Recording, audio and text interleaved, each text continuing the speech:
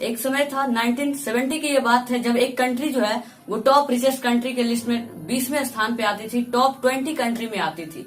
लेकिन आज क्या हुआ दोस्तों कि 2020 के अंदर वो कंट्री टॉप 20 पूरेस्ट कंट्री के अंदर वो शामिल है।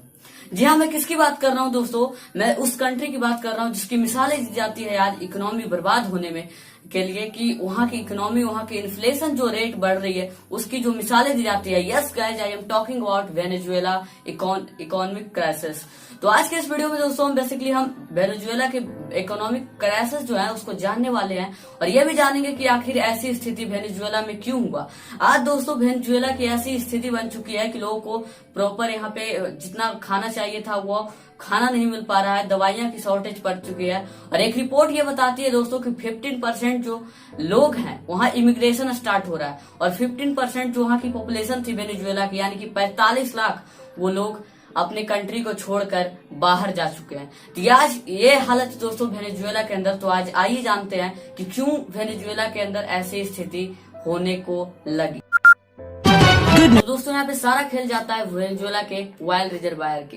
दोस्तों वेनेजुएला जो है वो दुनिया का सबसे लार्जेस्ट ऑयल रिजर्वायर है। अराउंड 300 बिलियन जो बैरल है वो आपको मिलते हैं यहाँ पे वेनेजुएला के अंदर। और सेकेंड पोजीशन पे आते हैं दोस्तों सऊदी अरबिया 270 बिलियन बैरल के साथ। तो दोस्तों यहाँ पे सारा खेल जो है वो ऑयल रिजर्वायर का ही है। यहाँ पे दुनिया में सबसे ज्यादा तेल, यानी कि दुनिया का 18% अगर तेल आपको कहीं मिलता है तो वो वेनेजुएला के अंदर मिलता है। दोस्तों ये कहानी स्टार्ट होती है 1999 से, जब ह्यूगो चावेज जो है वो वेनेजुएला के प्रेसिडेंट बनते हैं। जब वो प्रेसिडेंट बनते हैं दोस्तों तो ऑयल की प्राइस जो है वो लगातार ही कंस्टेंटली बढ़ती जाती है। और आपको पता है दोस्तों कि जब आपकी किसी भी चीज की प्राइस बढ़ती है तो इकोनॉमी यहाँ पे आपको ग्रो होती है, क्योंकि पता है ग्रॉस डोमेस्टिक प्रोडक्ट जीडीपी जो है वो आपको उन सारे ट्रेड बिजनेस का जितना भी आपको खरीदा गया, बेचा गया, इन सारी चीजों से को ही कैलकुलेट किया जाता है, और जीडीपी काफी अच्छी होने लगी। और दोस्तों वेनेजुएला के अंदर अगर कोई मेन इनकम सोर्स है तो वो है दोस्तों ऑयल प्राइस। लगातार ही कंस्टेंटली जो है वो ऑयल के दाम बढ़ते जाते हैं। लेकिन दोस्तों आपको पता ही होगा कि जब किसी चीज की बिक्री बढ़ती है तो ये साफ सी बात है कि आपकी इनकम भी बढ़ेगी, रेवेन्यू भी बढ़ेगी। यही चीज होने लगी दोस्तों वेनेजुएला के अंदर। वहां पे जब तेल की प्राइस लगातार बढ़ते गए तो जो इंटरनेशनल मार्केट वहां पे ट्रेड होने लगा और तेल की रेवेन्यू अच्छी बनने लगी। तब ह्यूगो चावेज उस समय के प्रेसिडेंट थे, वो चाहते थे कि सोशल सर्विस किया जाए और सोशल प्रोग्राम चलाया जाए। तो इस वजह से दोस्तों उन्होंने जब रेवेन्यू बढ़ना स्टार्ट हुआ तो वो सारे जो पैसे आते थे उनको यूं कहो तो सोशल सर्विस में दान कर दिया करते थे। मतलब कि वहां पे फूड के लिए सब्सिडी देने लगे दोस्तों, कि मेडिसिन जो है वो सस्ते होने लगे।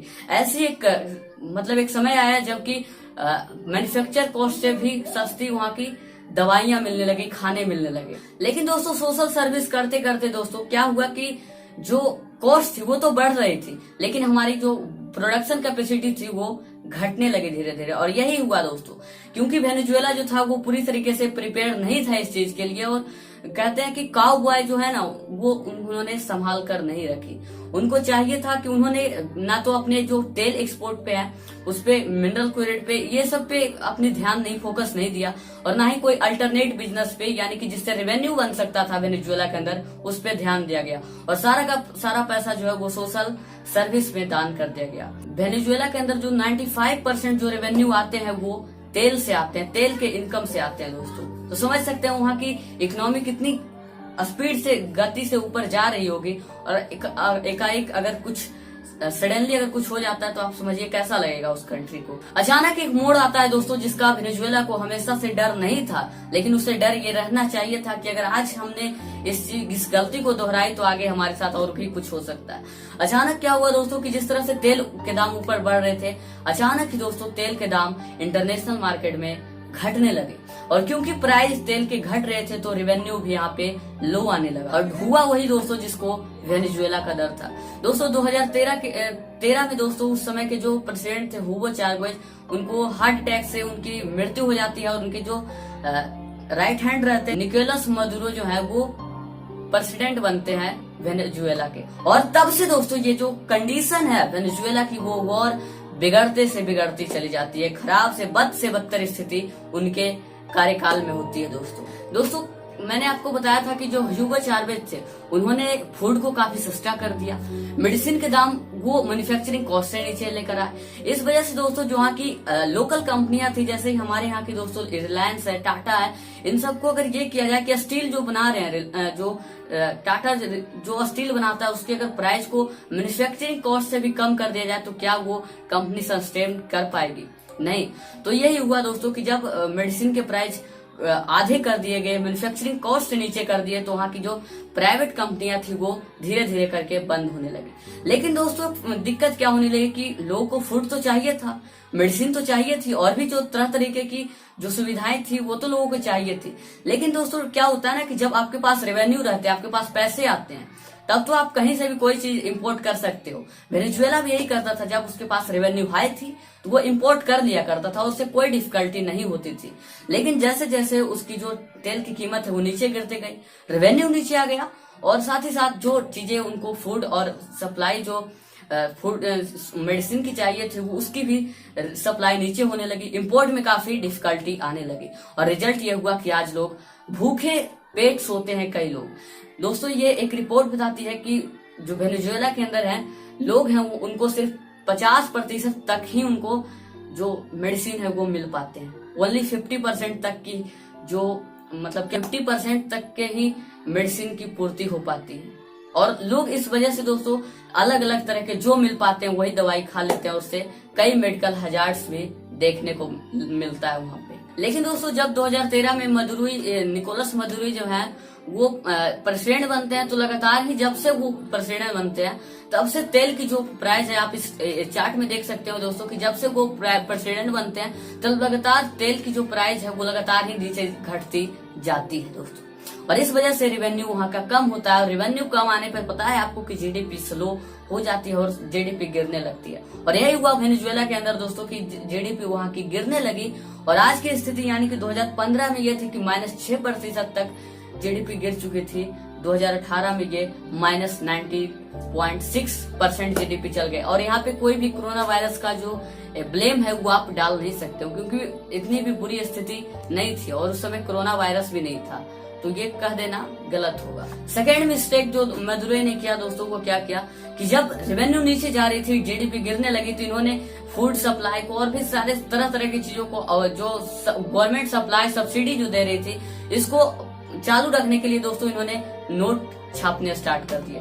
और ज्यादा नोट किसी भी कंट्री में तभी छपते हैं दोस्तों जबकि वहाँ की जो सर्विस आउटपुट है वो बेहतर हो, और जो प्रोडक्शन आउटपुट है वो बेहतर हो, और वो आपकी जीडीपी ग्रो कर रही हो, तब आप प्रिंटिंग जो है वो आपकी नोट ज्यादा होती है, क्योंकि हर चीज सिमरलाइज से होता है। अगर आपको एक बता देता हूँ कि अगर आज हमारी कंट्री में आरबीआई है तो वो डेटा आपको दे सकती है कि इस साल कितने नोट छपे हैं, तो आप ज्यादा नोट तभी छाप सकते हैं जब आपकी जीडीपी जो है वो ग्रो कर रही है, इकोनॉमी ग्रो कर रही है। लेकिन अगर कंट्री में दोस्तों कुछ ऐसे कंट्री होते हैं जिनकी जीडीपी नीचे लगातार गिरती है, अगर वो दोस्तों नोट छापना स्टार्ट करती है तो ये कोई समाधान नहीं है दोस्तों। ना तो इससे इन्फ्लेशन कम होगा और ना ही लोगों की आपूर्ति होगी, और रिजल्ट एक ही होता है। जब ऐसी कंट्री जब जीडीपी नीचे निगेटिव में जाती है और ऐसी गलती अगर कोई कंट्री करता है तो रिजल्ट एक ही होता है, हाइपर इन्फ्लेशन। हाइपर इन्फ्लेशन क्या होता है दोस्तों, जब एक कंट्री अपने इकोनॉमी नीचे गिरते गिरते इतनी हो जाती है कि उसको प्रिंटिंग मशीन मतलब नोट प्रिंट करके या किसी भी तरीके से नोट को छाप दिया जाता है, और इन्फ्लेशन वहां पे एक लगातार तेजी से बढ़ती हुई जाती है, तो उस केस में हाइपर इन्फ्लेशन देखने को मिलता है। दोस्तों इमेजिन कीजिए कि आपके देश में अगर 10% से इन्फ्लेशन बढ़ने लगे तो आप क्या कहोगे? आप कहोगे ये सरकार खराब है, सरकार ने तो हद ही मचा रही है, महंगाई तो बढ़ा दी है, 10% कितनी इन्फ्लेशन हो गई है। लेकिन आप जरा सोचिए वेनेजुएला की ऐसी हालत हो गई है दोस्तों कि 5 करोड़% से स्पीड से वो इन्फ्लेशन उनकी ग्रो हो रही है, उतनी स्पीड से बढ़ रही है, तो समझिए वेनेजुएला की क्या हालत होगी दोस्तों। और इसी तरह के मिस्टेक जो है जिम्बाब्वे ने 2008 के अंदर किया था दोस्तों, और ऐसे हालत हुआ था कि करेंसी की वैल्यू जो है वहाँ की जिम्बाब्वे की लगातार लूज किए जा रहे थे, और वहाँ की गवर्नमेंट ने 1 मिलियन के नोट, 1 बिलियन के नोट और इनफैक्ट 1 ट्रिलियन के नोट भी छापना स्टार्ट कर दिए थे। इस तरह से वहाँ पे जो इन्फ्लेशन हाइपर इन्फ्लेशन होने को लगा था, और सेम गलती फिर दोस्तों वेनेजुएला के अंदर हुआ, और हाइपर इन्फ्लेशन इस तरह बढ़ गई है कि 5 करोड़% से ज्यादा इन्फ्लेशन बढ़ रहा है दोस्तों। और पता है $1 ट्रिलियन की आपको कीमत क्या है? $1। उस समय जिम्बाब्वे के अंदर थी दोस्तों, अब कुछ सुधर रही है। लेकिन समझिए $1 यानी कि हमारे यहाँ का 71 रुपए, 70 लगभग 70 रुपए। समझिए $1 ट्रिलियन की कीमत जिम्बाब्वे के अंदर यूएस का $1 और इंडिया का 70 रुपए था। समझिए किस तरह से हाइपर इन्फ्लेशन वहां बढ़ी हो। और आज इंडिया की इन्फ्लेशन रेट की बात की जाए तो वो है 4.5% से बढ़ रही है, जो कि उतनी भी बुरी नहीं है और ठीक है, स्टेबल है तो बढ़िया है।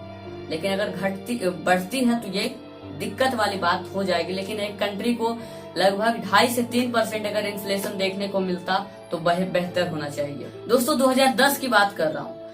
वेनेजुएला की जो करेंसी है उसका नाम बोलीवर है।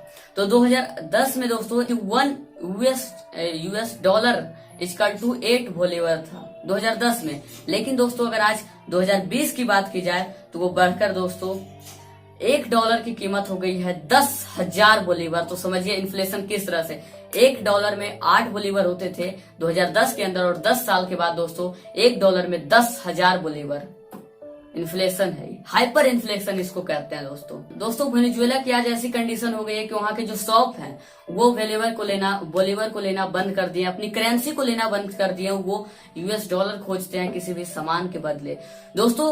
और एक यहाँ पे US ने भी खुन्नस निकाल दी। US जो है वो मदुरो को जो प्रेशराइज करने के लिए दोस्तों US ने कई सैंक्शन लगा दिए, जैसे कि ऑयल माइनिंग पे तो जो मेन सोर्स था दोस्तों। और इन सभी सैंक्शन के वजह से यहाँ पे वेनेजुएला को काफी दिक्कत होने लगी ट्रेड करने में। ऑयल का ट्रेड थोड़ा धीरे पड़ गया और वेनेजुएला जो है वो उनकी इकोनॉमी जो है वो एक समय आकर कोलैप्स कर जाती है। लोग आज इस कदर से बेघर हो चुके हैं। 45 लाख लोग यानी कि वहां की 15% पॉपुलेशन जो है वो एस्केप कर चुकी है, कंट्री छोड़कर बाहर जा चुकी है। और जो लोग वहां पे हैं उनको 50% ही दवाई मिल पा रही है और खाना भी उनको इनफ नहीं मिल पाता है। तो क्यों जनता को सरकार से हमेशा सवाल करनी चाहिए, ये वेनेजुएला से हमें सीखनी चाहिए, जो कि उसकी गलती से हमें अपने आप को सुधारना चाहिए। और आज की कंडीशन ये है दोस्तों कि जो वहां के प्रेसिडेंट है दोस्तों वो अपनी नाकामी को छुपाने के लिए यहाँ तक कि इन्फ्लेशन रेट क्या है, महंगाई क्या है, ये तक नहीं दिखाते हैं। गरीबी कितना है ये नहीं दिखाते हैं। इकोनॉमी किस तरह से गिर रही है इसकी कोई भी डेटा प्रोवाइड नहीं करते हैं अपनी नाकामी को छुपाने के लिए। इस कदर जो है लाचार हो चुका है वेनेजुएला। दोस्तों इनकी गलती क्या थी कि लगातार एक जाते जाते जब आपकी बिजनेस बड़ी होती है तो आप बिजनेस में पैसे लगाते हैं, लेकिन अगर आप ऐश मौज और किसी को दान में देने लगोगे तो आपके पास बिजनेस धीरे धीरे कम हो जाएगी। आप अच्छे इंसान बन जाओगे लेकिन आपकी बिजनेस एक समय जाकर स्लो हो गई। दोस्तों यही गलती वेनेजुएला ने किया कि ना तो वो अपनी जो बिजनेस थी ऑयल की जो मेन सोर्स थी तेल पे कोई ध्यान नहीं दिया, उस बिजनेस को एक्सपेंड नहीं करना चाहा, और ना तो दोस्तों कोई और अल्टरनेट इनकम सोर्स ढूंढा जहां से कमाई हो सकती थी। और एक समय जाकर इकोनॉमी तहस नहस हो जाती है जब ऑयल की प्राइस नीचे गिरते हैं दोस्तों। सो गाइस आशा करता हूं कि आप समझे होंगे इस वीडियो में जो मैं समझाना चाहता था। अगर आपको इस वीडियो के बारे में किसी प्रकार की आप अगर राय देना चाहते हैं और आपको लगता है कि वेनेजुएला अगर कुछ करे तो उसकी इकोनॉमी सुधर सकती है तो आप हमें कमेंट बॉक्स में बता सकते हैं। अगर आपको इन्फ्लेशन के बारे में एक डिटेल्ड वीडियो चाहिए तो आप हमें कमेंट बॉक्स में बता सकते हैं। सो अगले वीडियो में फिर मिलेंगे, तब तक के लिए जय हिंद और वंदे मातरम।